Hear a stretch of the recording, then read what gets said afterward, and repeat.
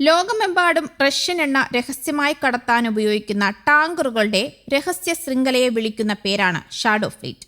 എന്നാൽ ഇത് മറികടന്ന് റഷ്യൻ എണ്ണയും മറ്റ് ചരക്കുകളും കൊണ്ടുപോകുന്ന കപ്പലുകൾക്കെതിരെ യൂറോപ്യൻ യൂണിയൻ നടപടികൾ കർശനമാക്കിയിരിക്കുകയാണ്. റഷ്യ കള്ളക്കടത്ത് കപ്പലുകൾ വഴി എണ്ണ കടത്തുന്നത് തടയുക, റഷ്യയുടെ യുദ്ധതന്ത്രത്തിന്റെ വരുമാന സ്രോതസ്സുകൾ ഇല്ലാതാക്കുക എന്നൊക്കെയാണ് ഉപരോധങ്ങൾ കൊണ്ടുവന്നതിലൂടെ യൂറോപ്യൻ യൂണിയൻ ലക്ഷ്യമിട്ടത്.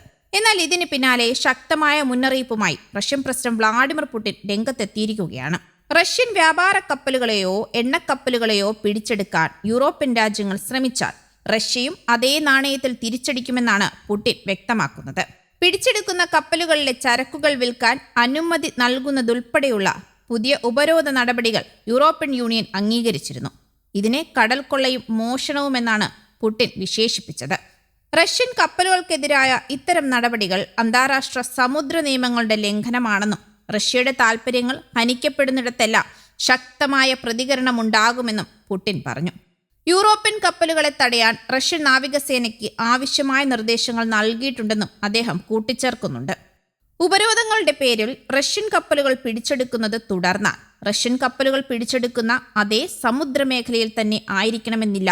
ലോകത്തിന്റെ ഏത് ഭാഗത്തു വെച്ചും യൂറോപ്യൻ കപ്പലുകളെ തടയാനും പിടിച്ചെടുക്കാനും റഷ്യ മടിക്കില്ലെന്ന ശക്തമായ താക്കീതാണ് പുടിൻ ഇവിടെ നൽകിയത്. കപ്പലുകൾ പരിശോധിക്കാനും തടഞ്ഞുവെക്കാനും റഷ്യൻ സേന തയ്യാറാണെന്ന് റഷ്യയുടെ പസഫിക് ഫ്ലീറ്റ് കമാൻഡർ വിക്ടർ ലീനയും വ്യക്തമാക്കി. റഷ്യയുടെ ഷാഡോ ഫ്ലീറ്റ് ഉൾപ്പെടെയുള്ള കപ്പലുകൾക്കെതിരെ യൂറോപ്യൻ യൂണിയൻ സമ്മർദ്ദം ശക്തമാക്കുകയും നൂറുകണക്കിന് കപ്പലുകൾക്ക് ഉപരോധം ഏർപ്പെടുത്തുകയും ചില കപ്പലുകളും ജീവനക്കാരെയും പരിശോധനയ്ക്കായി തടഞ്ഞുവെക്കുകയും ചെയ്തിരുന്നു.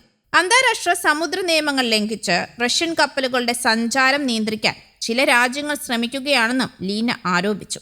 സൗഹൃദപരമല്ലാത്ത രാജ്യങ്ങളുടെ കപ്പലുകൾ പരിശോധിക്കാനും തടഞ്ഞുവെക്കാനും ആവശ്യമായ വിവിധ ഏജൻസികളുടെ ഏകോപനം പൂർത്തിയാക്കിയിട്ടുണ്ടെന്നും അദ്ദേഹം വ്യക്തമാക്കി.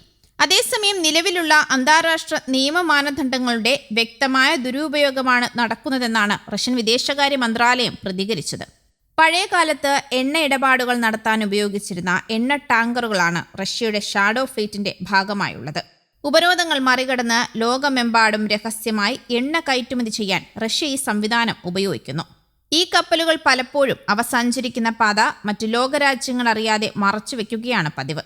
ഇടയ്ക്കിടെ പതാകകൾ മാറ്റുകയും വ്യാജ പേരുകളിലോ ഉടമസ്ഥതയിലോ പ്രവർത്തിക്കുകയും ചെയ്യും. ട്രാക്ക് ചെയ്യപ്പെടാത്തതും ശരിയായി രജിസ്റ്റർ ചെയ്യപ്പെടാത്തതും അന്താരാഷ്ട്ര ഷിപ്പിംഗ് നിയമങ്ങൾ പാലിക്കാത്തവയുമായതുകൊണ്ടാണ് അവയെ ഷാഡോ ഫ്ലീറ്റ് എന്ന് വിളിക്കുന്നത്.